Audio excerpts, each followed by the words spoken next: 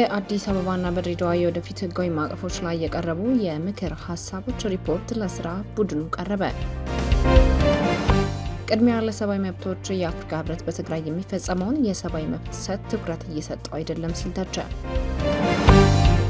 በኢትዮጵያ ያለው ሙስና መንግስታዊ ሰንሰለት ያለው ቅድመ መከላከል ስራው አነስተኛ በመሆኑ በኢኮኖሚው ላይ ተጽዕኖ እያሳደረ ነው ሲሉ ባለሙያዎች ገለጹ።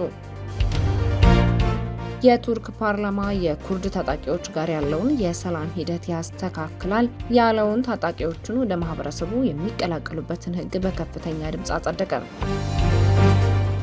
ጤና ይስጥልኝ አዲስ ማለዳ ተከታታዮች፣ ዕለታዊ ዜናችን ተጀምሯል። በመግቢያችን ላይ ያስተዋወቅናችሁን ጨምሮ ሌሎች ዘገባዎችን ይዘናል። አብረን እንቆይ።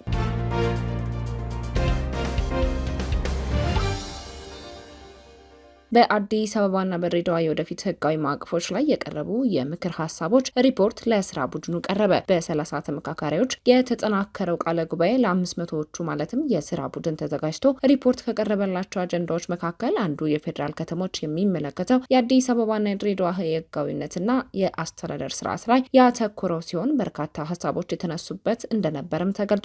ይህም የሁለቱ ከተሞች ህጋዊ ሰውነት ምን መምሰል እንዳለበትና የአዲስ አበባ የስራ ቋንቋ ጉዳይም ተነስቷል። ዋና ከተማዋ የፌዴራል የኦሮሚያና ራሷን ችላ ለፌዴራል ተጣሪ ትሆን፣ እንዲሁም ድሬዳዋ በሁለቱም ክልሎች ይገባኛል የሚነሳባት በመሆኑ ራሱን የቻለ ቻርተር ተዘጋጅቶላት በህዝብ የተመረጠ የአስተዳደራት ተጠሪነቷም ለፌዴራል መንግስት ትሆን የሚሉና ሌሎች ምክረ ሀሳቦች መነሳታቸውን አዲስ ማለዳ ከተሳታፊዎች ሰምታለች። ከስልታዊ ቡድን ተሰንደው በሪፖርት ለስራ ቡድኑ ከቀረቡት አዲስ አበባን በተመለከተ 3 ዋና ዋና ምክረ ሀሳቦች ቀርበዋል ተብሏል። ከቀረቡት ሀሳቦች ውስጥም አዲስ አበባ ሙሉ በሙሉ ለፌዴራል መንግስት ተጠሪ መሆን አለባት፣ የኦሮሚያ አካል ሆና ለኦሮሚያ ተጠሪ ትሁን፣ እንዲሁም ራሷን በራሷ እያስተዳደረች ተጠሪነቷ ለፌዴራል ይሁን የሚሉ ምክረ ሀሳቦችም ተነስተዋል። በተጨማሪም ከተማዋ የራሷን የቻለ ፍርድ ቤትና የፖሊስ ኃይል ሊኖራት ይገባል የሚል ሀሳብ የቀረበ ሲሆን የስራ ቋንቋን በተመለከተ የፌዴራል የስራ ቋንቋ የአዲስ አበባ መሆን አለበት በሚል በተጠቃለለው ሪፖርት ላይ ቀርቧል። ከዚህ በተጨማሪም በጥናት ላይ ተመስርቶ የውጭ ቋንቋዎችም በህግ ዝርዝር ተዘጋጅቶላቸው ሊጨመሩ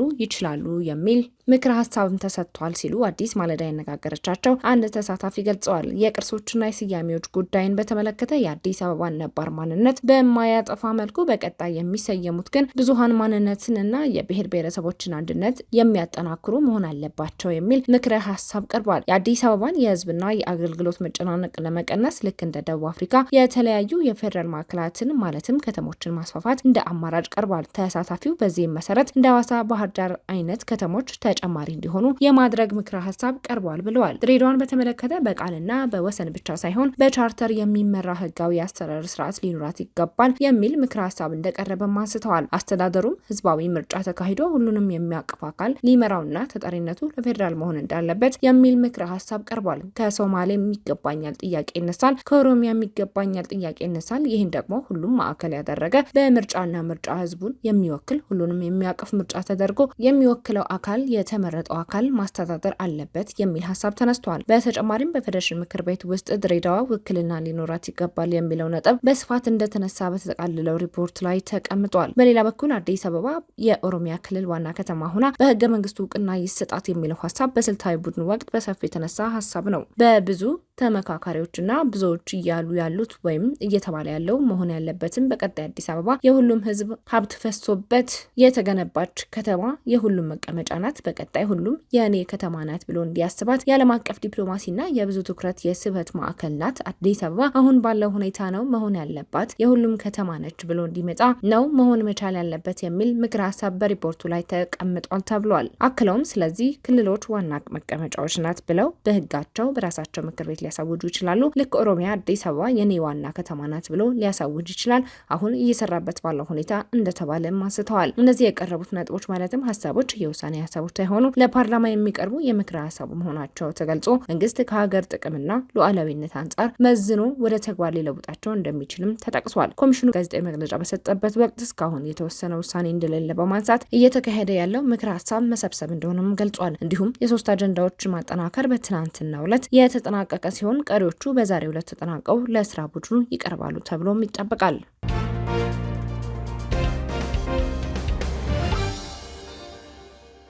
ቅድሚያ ለሰብአዊ መብቶች የአፍሪካ ህብረት በትግራይ የሚፈጸመውን የሰብአዊ መብት ጥሰት ትኩረት እየሰጠው አይደለም ሲል ተቸ። ድርጅቱ ይህን ያለው በክልሉ አደረግኩት ያለውን ክትትል ተከትሎ በወጣው ሪፖርት ለአዲስ ማለዳ በሰጣት ማብራሪያ ነው። የድርጅቱ ምክትል ዳይሬክተር መብርሄ ብርሃነ የትግራይ ክልል ጊዜያዊ አስተዳደርና የፌዴራል መንግስቱ እንደ አዲስ ጦርነትና ግጭት ውስጥ ሊገቡ ነው የሚል ስጋት ማንዣበቡን ገልጸው ለዚህም ማሳያ የሚሆን ወደ ጦርነት የሚወስዱ የፕሮፓጋንዳ ዝግጅቶችና አልፎ አልፎ የሚታዩ የጦርነት መነሻ ምልክቶች መቅረት አለባቸው ብሎ ድርጅቱ እንደሚያምን እናም ትኩረትም ሊሰጠው እንደሚገባ አስገንዝበዋል። ከሰብአዊ መብት ጥሰቶች ጋር በተገናኘ በትግራይ ክልል ሀሳባቸውን በነጻነት የሚገልጹ ሰዎች ላይ እስር፣ ወከባና የመሳሰሉ ህገወጥ ድርጊቶች እየተፈጸሙ ነው። የአይነቱ ተግባር መቆም አለበት። ምክንያቱም የሰው ልጅ ሀሳቡን በነጻነት የመግለጽ መብት አለው። ከዚሁ ጋር ተያይዞ በወንጀል የተጠረጠረ ሰው ህጉ በሚፈቅደው መልኩ ወደ ፍርድ ቤት እንዲቀርብና ውሳኔ ሊያገኝ እንደሚገባ መብርሄ አብራርተዋል። በፌዴራል መንግስት በኩልም ሀሳባቸውን በነጻነት በመግለጻቸው ለስር የተዳረጉ የሀፓ አባላት ጉዳይ አሳሳቢ ነው ያሉ ሲሆን በጋዜጠኝነት ሙያው ላይ እንዲሁም በአዲስ ስታንዳርድ ያጋጠመው ጉዳይ የሚዲያ ምህዳሩን የሚያጠብ ሆኖ አግኝተነዋል። ይህም ትክክል አይደለም፣ ሊታረምና ልባት የሚያሸው ጉዳይ ነው ብለዋል። ሪፖርቱ የወጣው ከሐምሌ ጀምሮ እስከ ነሐሴ መጀመሪያ አካባቢ የተከሰቱ ጉዳዮችን በማካተት መሆኑን የገለጹት መብርሄ በትግራይ ክልል ያለው የሰብአዊ መብት ጥሰትና አለመረጋጋት እንዳለ ሆኖ ከዚህ ቀደም በክልሉ ተከስቶ የነበረው ጦርነት ከፍተኛ ዋጋ ያስከፈለ መሆኑን አስታውሰዋል። አሁንም ዜጎች በሰላም የመኖር መብታቸው እንዲከበር፣ ጦርነት የሰብአዊ መብት ጥሰትና እልቂት ያስከትላል።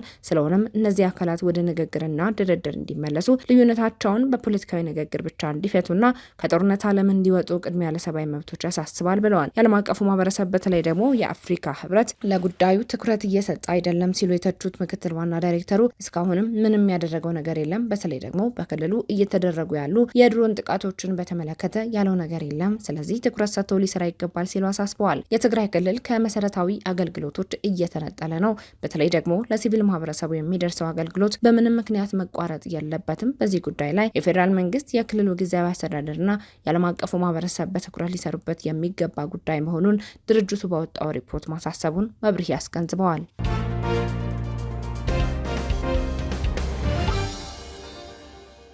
በኢትዮጵያ ያለው ሙስና መንግስታዊ ሰንሰለት ያለው ቅድመ መከላከል ስራው አነስተኛ በመሆኑ በኢኮኖሚው ላይ ተጽዕኖ እያሳደረ ነው ሲሉ ባለሙያዎች ገለጹ። በኢትዮጵያ ውስጥ ያለው ሙስና አንድ የኢኮኖሚ ባለሙያ መንግስታዊ ነው ሲሉት፣ ሌላ ባለሙያ ደግሞ ሙስና ከፍተኛ ደረጃ ላይ ከመድረሱ በፊት ቅድመ መከላከል ስራ እምብዛም አይደለም በማለት ኢኮኖሚውን እንደሚጎዳ ለአዲስ ማለዳ ገለጹ። በሙስና ተጠርጥረው የሚታሰሩ ሰዎች የት እንደደረሱና ተወሰደ የሚባለው እርምጃ ምን እንደሆነም አይገለጽም ብለዋል። ባለፈው ሳምንት የመንግስት ኮሚኒኬሽን አገልግሎት በሰጠው መግለጫ በርካታ ግለሰቦች በሙስናና ህገወጥ እንቅስቃሴ አድርገዋል በሚል በቁጥጥር ስር መዋላቸውን መግለጹ ይታወሳል። በሐረማያ ዩኒቨርሲቲ በኢኮኖሚክስ የትምህርት ክፍል ረዳት ፕሮፌሰር የሆኑት ሀብታሙ ለገሰ ሙስና እየተተገበረ ያለውን የማክሮ ኢኮኖሚ ሪፎርም ላይ ከሚያሳድረው ተጽዕኖና ከታቀደው እቅድ አኳያ ጋር አያይዘው አይተውታል። ይህም ማለት የውጭ ምንዛሬ እጥረትን ለመቅረፍ እንዲሁም ድህነትን ለመቀነስና የስራ አጥነት ችግርን ለመቅረፍ የሚደረገውን ሂደት ጨምሮ የተለያዩ የታቀዱ ግቦችን ከማሳካት አኳያ ይጎዳል ብለዋል። እውቁ የኢኮኖሚ ባለሙያ ሙሼ ሰሙ በዚህ ሳምንት ይህንን አስመልክቶ በይፋዊ የፌስቡክ ገጻቸው ባሰፈሩት ጽሁፍ መንግስት ከግብር የሚያገኘው ገቢ እያሽቆለቆለ የመጣው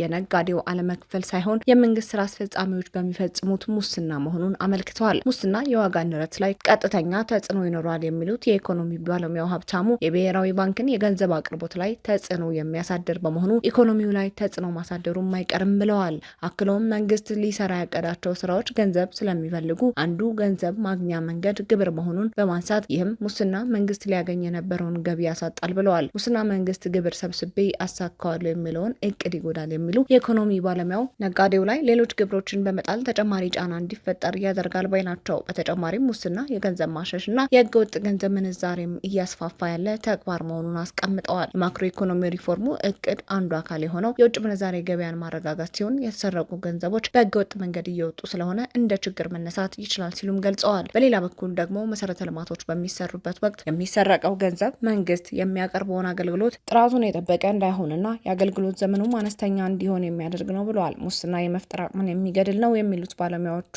በአቋራጭ መንገድ ሄደው ገንዘብ የሚያገኙበት ስለሆነ ምርታማነትን ይጎዳል በማለትም ተናግረዋል። አሁን እየተወሰደ ያለው እርምጃ ጥሩ ቢሆንም ሙስና በባህሪው በድብቅ የሚከናወን ስለሆነ ያልተያዘው ደግሞ ምን ያህል ይሆናል የሚለውን መገመት አስቸጋሪ ስለመሆኑ አስረድተዋል። መንግስት እዚህ ደረጃ ከመድረሱ በፊት የመከላከል ስራ መስራት ነበረበት የሚሉት የኢኮኖሚ ባለሙያው ገንዘቦች ከሸሹና ጉዳት ካስከተሉ በኋላ እርምጃ መውሰድ ለቀጣይ ትምህርት እንዲሆን ካልሆነ በስተቀር ሀገርን ከማዳን አንጻር ግን ሚናቸው ብዛም ነው የሚል ሀሳብ አንስተዋል። እርምጃ መወሰዱ ከፍተኛ ጠቀሜታ እንዳለው ሁሉ ሙስናን በዘመቻ ሳይሆን በሲስተም መዋጋት እንደሚገባም አጽንኦት በመስጠት ተናግረዋል። ሌላኛው አዲስ ማለዳ ያነጋገረቻቸው የኢኮኖሚ ባለሙያ መሐመድ ጋዳፊ እንደተናገሩት በኢትዮጵያ ውስጥ ያለው ሙስና መንግስታዊ ነው ያሉ ሲሆን ለኢኮኖሚም ለማህበረሰቡም እንዲሁም ለመንግስትም ጸር ነው። ሙስናው የማክሮ ኢኮኖሚ ማሻሻያው በወጣ የኑሮ ውድነት እየተሰቃየ ያለው ህዝብ ላይ ተጨማሪ ችግር የሚፈጥር ነው ብለዋል። ሙስና ከጊዜ ወደ ጊዜ እየተባባሰ መምጣቱን የሚያስረዱት መሐመድ መንግስት ራሱ የሙስና ካልሆኑ ይቆጣጠረዋል ማለት አስቸጋሪ ነው ሲሉም ገልጸዋል። አሁን ላይ ተያዙ የተባሉ ግለሰቦች ድንገት ተጋልጦባቸው እንጂ ታቅዶ የተደረገ አይደለም የሚሉት የኢኮኖሚ ባለሙያው ከዚህ በፊትም ታሰሩ የተባሉ ሰዎች የት እንደደረሱና ምን አይነት እርምጃ እንደተወሰነባቸው አይታወቅም ሲሉም ተናግረዋል።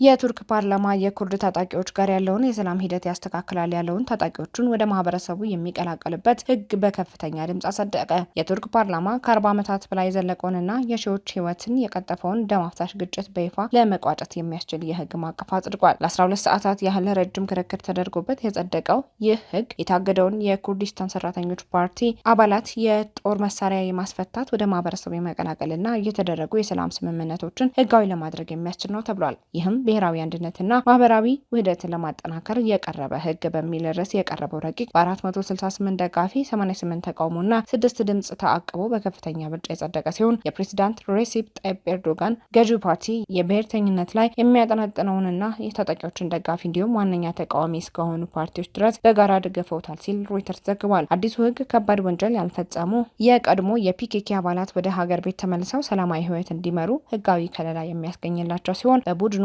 አባልነት ወይም ድጋፍ በመስጠት የተፈረደባቸው ግለሰቦች ቅጣታቸው ለዓመታት እንዲታገድ ሆኖ የሙከራ ጊዜ ላይ ይሆናል። በዚህ የሙከራ ጊዜ ውስጥ ተጨማሪ ወንጀል ካልፈጸሙ ደግሞ ክሱ ሙሉ በሙሉ የሚቋረጥ ይሆናል።